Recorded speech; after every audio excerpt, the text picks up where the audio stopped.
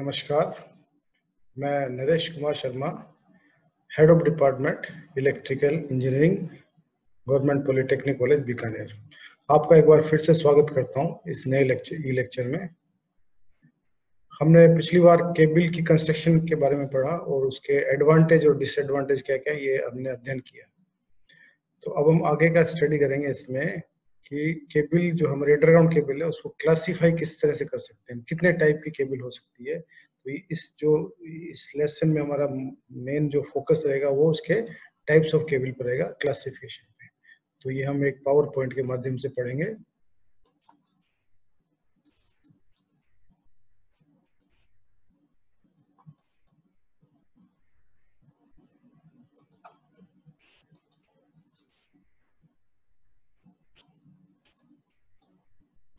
Classification of underground cable. Cable किस किस आधार पे हम क्लासिफाई कर सकते हैं ये हम देखेंगे अभी।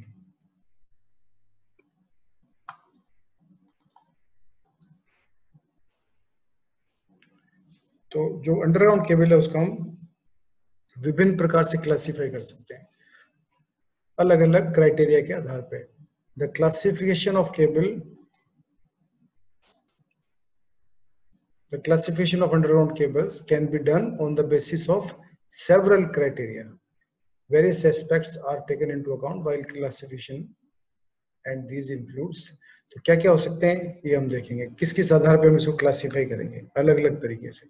तो पहला आधार होगा केबल को क्लासिफाई जब हम करेंगे या केबल के टाइप को हम जानेंगे, वो होगा number of conductors in the cable, कि कितने कंडक्टर है। कंडक्टर्स मतलब कोर कितनी केबल में, सिंगल कोर है, 3 कोर है या 2 कोर केबल है। तो पहला तो ये होगा कि कितने उसके अंदर कंडक्टर्स हैं, उसके आधार पे। दूसरा जो क्राइटेरिया होगा हमारा वो होगा voltage rating of the cable, कि केबल कितने वोल्ट तक आप काम में लेंगे। एलटी केबल है, एचटी केबल है, सुपर वोल्टेज वाली है, एक्स्ट्रा हाई वोल्टेज वाली है। तो वोल्टेज के आधार पर जो क्लासिफिकेशन होगा वो ये वोल्टेज के आधार पर जाएगा। तीसरा कंस्ट्रक्शन ऑफ केबल के आधार पे, किस तरह कंस्ट्रक्शन है उसकी, केबल की जो डिजाइन है कैसे की हुई उसके आधार पे होगा। फिर अगला होगा type and thickness of the insulation used, कि आपने इंसुलेशन जो यूज किया है वो कौन से टाइप का है, उसकी कितनी थिकनेस है।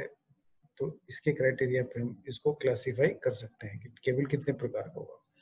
फिर है installation and laying of the cables, इस आधार पे कि आप लेइंग कैसे करते हैं, उसको डायरेक्ट ले करते हैं, खड्डे में डालते हैं सीधा, या उसको किसी पाइप के थ्रू करते हैं। तो जिस तरह से उसको इंस्टॉलेशन एंड लेइंग करेंगे उसके आधार पर, क्योंकि केबल को हम एक ही आधार पर क्लासिफाई नहीं कर सकते, क्योंकि अलग अलग जगह इसका क्लासिफिकेशन अलग अलग तरह से करना होगा।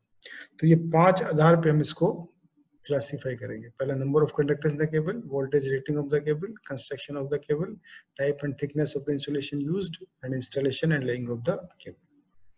तो अब हम स्टेप बाय स्टेप एक एक आधार पे कैसे क्लासिफाई करेंगे इसको ये देखेंगे। तो ये पहला जो हमारा जो क्राइटेरिया में लिया था वो था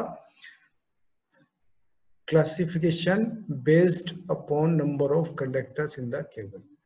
कंडक्टर्स कितने हैं केबल के अंदर, कोर कितनी केबल के अंदर, उसके आधार पे। तो अब देखिए पहला single core cable, single core cable. तो इसमें क्या होगा कि एक ही कोर होगी कंडक्टर की।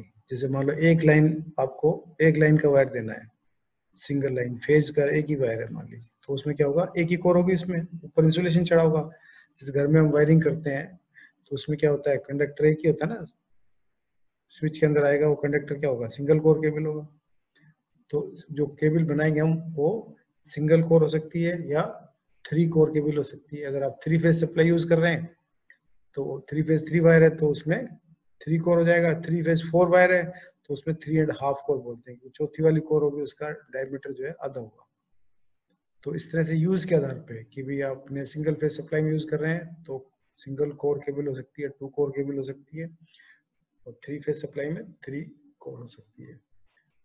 तो typically an underground cable has either 1, 3 और 4 course. These cables are of course constructed accordingly. तो इसी के आधार पर इसको बनाया जाता है कि कहाँ यूज कर रहे हैं आप उसको। अब जो हम 3 फेज सप्लाई की बात कर रहे हैं तो उसमें ये है कि underground cables are usually employed to deliver 3 phase power. Generally हम यूज करते हैं 3 फेज पावर में अंडरग्राउंड को केबल को। A 3 core cable is preferred up to 66 kV। Beyond that insulation required for the cable is too much. तो ये limitation आ जाती है। हमने पढ़ा था पहले भी कि इंसुलेशन एक मेजर प्रॉब्लम है। अगर मान लो ज्यादा वोल्टेज के लिए केबल डिजाइन करेंगे आप, तो इंसुलेशन बहुत हाई क्वालिटी का लेना पड़ेगा, और जैसे जैसे वोल्टेज बढ़ेगा वैसे वैसे आपकी केबल में इंसुलेशन फेलियर के चांसेस होते जाएंगे। तो इसलिए हम 3 फेज सप्लाई में हमेशा 3 कोर केबल को यूज करते हैं, और जनरली ये प्रेफर करते हैं कि 66 kV तक ही इसको यूज करें, क्योंकि उसके बाद फिर प्रॉब्लम आ जाएगी इंसुलेशन की। तो मैक्सिमम वोल्टेज रेटिंग हम कहां तक ले लेंगे इसकी? 66 kV तक। For higher voltages, 3 cord constructions become too bulky, and hence even with some limitations we employ single cord cables। अब इसका क्या मतलब हुआ कि जो अगर हम इससे ज्यादा वोल्टेज भी यूज करेंगे तो इंसुलेशन ज्यादा चढ़ाना पड़ेगा एक कंडक्टर के ऊपर, तो उससे बल्कि हो जाएगी, ज्यादा केबल का साइज बढ़ जाएगा आपका, और साथ में क्या होगा, इंसुलेशन को क्वालिटी भी अच्छी प्रोवाइड करनी पड़ेगी, तो मुश्किल हो जाएगा, इसलिए पॉसिबल नहीं है हमारे लिए कई बार ये। तो जनरली हम 3 फेज में कई बार क्या करते हैं, 3 अलग अलग केबल यूज कर लेते हैं सिंगल कोर वाली। जैसे 3 फेज में एक पूरी केबल ना यूज करके 3 अलग अलग केबल यूज की हमने सिंगल कोर वाली। अब नेक्स्ट है हमारा classification based upon voltage rating of the cable, कि वोल्टेज के अनुसार केबल को कैसे क्लासिफाई करेंगे, कि केबल क्या है, अलग अलग वोल्टेज के हिसाब से डिजाइन करेंगे, तो कौन सी केबल किस वोल्टेज तक काम में आएगी ये हम इसमें स्टडी करेंगे। तो इस स्लाइड के माध्यम से हम इसको समझते हैं। सबसे पहला लो टेंशन केबल। लो टेंशन केबल कितने वोल्टेज तक काम में आएगी ये देखिए। These have a maximum voltage handling capacity of 1000 volt 1 kV। तो जो केबल 1 kV तक 1000 वोल्टेज तक काम करेगी उसको हम कहेंगे लो टेंशन केबल। दूसरा कैटेगराइजेशन है high tension cable. High tension cable किसको कहेंगे? These have a maximum voltage handling capacity of 11 kV। तो जो केबल 11000 वोल्ट तक काम में आएगी उसको हम कहेंगे हाई टेंशन केबल। 1000 तक काम में आएगी उसको कहेंगे लो टेंशन एलटी केबल, और 11000 तक काम में आएगी उसको हाई टेंशन केबल बोलेंगे। फिर सुपर टेंशन केबल, इससे नेक्स्ट कैटेगराइजेशन है। सुपर टेंशन केबल कौन सी होगी? These have a maximum voltage handling capacity of 33 kV। तो इनकी जो मैक्सिमम वोल्टेज हैंडलिंग कैपेसिटी कितनी? 33000 वोल्ट तक हम इसको काम में ले सकते हैं। फिर extra high tension cable. Extra high tension cable क्या होगी? These have a maximum voltage handling capacity of 66 kV। तो अभी तक जैसे LT केबल हो गया 1 kV तक, HT केबल हो गया 11 kV तक, सुपर ST केबल हो गया 33 kV तक, और एक्स्ट्रा हाई टेंशन केबल हो गया 66 kV तक। अब इसके बाद में आता है एक्स्ट्रा सुपर वोल्टेज केबल, एक नया कैटेगराइजेशन दे दिया हमने। तो these are used for application with voltage requirement above 132 kV। 1,32,000 volt से ज्यादा वोल्ट पे यूज करना है तो ये केबल डिजाइन करनी पड़ेगी आपको, इसका एक्स्ट्रा सुपर वोल्टेज केबल। तो हमने देखा अलग अलग वोल्टेज के हिसाब से हमने अलग अलग केबल को नाम दे दिया। एलटी केबल किसको कहेंगे, एचटी किसको कहेंगे, सुपर टेंशन किसको कहेंगे, extra high voltage tension cable किसको कहेंगे, super extra super voltage cable किसको कहेंगे। तो ये क्लासिफिकेशन हो गया हमारा based upon voltage rating of the cable. Next फिर पढ़ा था हमने केबल की कंस्ट्रक्शन के आधार पे कि केबल को किस तरह से हमने बनाया हुआ है, डिजाइन किस तरह से किया हुआ है केबल को, तो उसके आधार पर जो क्लासिफिकेशन होगा वो कहलाएगा classification based upon construction of the cable. तो अभी सिर्फ इस स्लाइड में आपको नाम याद रखने हैं, उसके बाद हम इसके डायग्राम देख लेंगे अलग अलग किस किस तरह से होंगे। पहला नाम है जैसे बेल्टेड केबल। फर्स्ट कौन सा हो गया कंस्ट्रक्शन के आधार पे? Belted cable. सेकंड हो गया स्क्रीन्ड केबल। अभी सिर्फ नाम याद करने हैं आपको। स्क्रीन्ड केबल, पहला बेल्टेड, दूसरा स्क्रीन्ड। फिर हो गया आपका स्क्रीन में ही टाइप है HSL टाइप केबल्स। स्क्रीन का पहला प्रकार कौन सा है? HSL type cable. नेक्स्ट कौन सा है? H type cable. तीसरा हो गया SL टाइप केबल्स। तो ये जो तीनों मैंने दिखाया आपको, HSL type cables, H type cables, SL type cables, ये किसके स्क्रीन केबल के प्रकार है। फिर नेक्स्ट आ गया प्रेशर केबल। प्रेशर केबल में फिर दो टाइप के, ऑयल फील्ड और दूसरा गैस फील्ड। तो कई बार कोयल में केबल में रिक्वायरमेंट होती है, कूलिंग की प्रॉब्लम आती है, कूल करना पड़ता है, तो उसमें हम केबल के कंडक्टर को होलो बना देते हैं, तो उसमें से ऑयल या गैस को पास कर देते हैं, तो उसी आधार पे प्रेशर केबल कहलाती है, कितने प्रेशर पे आप ऑयल या गैस को भरते हैं। तो ये प्रकार हो गए कंस्ट्रक्शन के आधार पे, बेल्टेड, स्क्रीन्ड, प्रेशर केबल। अब हम इसको डायग्राम के द्वारा देखते हैं कि किस किस तरह का इसका कंस्ट्रक्शन होगा। तो पहला जैसे टाइप आपका बेल्टेड, तो बेल्टेड केबल कैसी होगी, देखो बेल्टेड केबल आपकी इस तरह से होगी। अगर ऐसी कंस्ट्रक्शन आपकी, जैसे बीच में कंडक्टर लगा हुआ है, इसके ऊपर फिर ये इंडिविजुअल इंसुलेशन, और फिर ये और एक ऊपर चारों साइड हमने इसको इंसुलेशन का बेल्ट चढ़ा दिया, इसको बेल्टेड केबल इसलिए बोलते हैं। तो इसमें सारे पार्ट्स के नाम लिख रखे हैं आपको, thickness of insulation between conductor and sheath, paper belt instead of belt, thickness of insulation between conductors, lead sheath. तो इस तरह से अगर डिजाइन केबल का होगा तो क्या कहलाएगी, बेल्टेड केबल कहलाएगी। दूसरा है ये देखिए आप, एच टाइप केबल। तो एच टाइप केबल में कंस्ट्रक्शन थोड़ा सा उससे डिफरेंट होगा।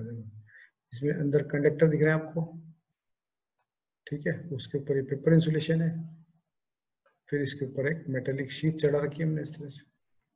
तो अगर इस तरह से कंस्ट्रक्शन, उसमें बेल्ट हमने देखी ना अलग तरह की थी, इसमें कंस्ट्रक्शन अलग तरह का है। तो ये केबल कौन सी है, एच टाइप केबल। फिर नेक्स्ट था हमारा, ये देखिए एसएल टाइप। एसएल टाइप की कंस्ट्रक्शन कैसी होगी, इस प्रकार की होगी, कंडक्टर हो गया, लेड कवरिंग हो गया, कॉटन टेप, आर्मरिंग और सर्विंग। तो ऐसा डिजाइन किया हुआ है, जैसे डायग्राम आपको दिखाया जा रहा है, तो क्या हो गया, एसएल टाइप केबल हो गया।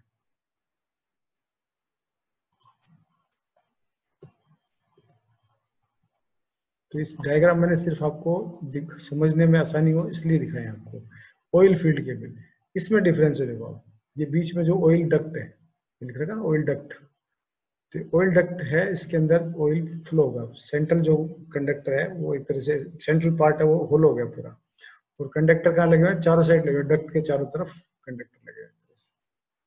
तो होलो पार्ट हो गया, इसके चारों तरफ कंडक्टर्स लगे हुए हैं। तो उसके बाद बाकी सर्विंग, बेडिंग एज यूजुअल जैसे आपने पढ़े थे, paper insulation. Main duct, oil duct की इसमें एक डिफरेंस है। अगर इसकी जगह गैस हो तो गैस फील्ड कोयल हो जाएगी, कोयल केबल्स हो जाएगा आपका। ऑयल की जगह गैस होगा तो गैस फील्ड हो जाएगा। तो ये इस तरह से आप स्क्रीन पे देख सकते हैं बेल्टेड केबल किस तरह की है, एच टाइप कैसा है, एसएल टाइप कैसा है, और ऑयल फील्ड किस तरह का है। फिर नेक्स्ट हो गया classification based upon insulation of the cable. तो केबल में जो इंसुलेशन हम प्रोवाइड करते हैं वो अलग अलग तरह के हो सकते हैं।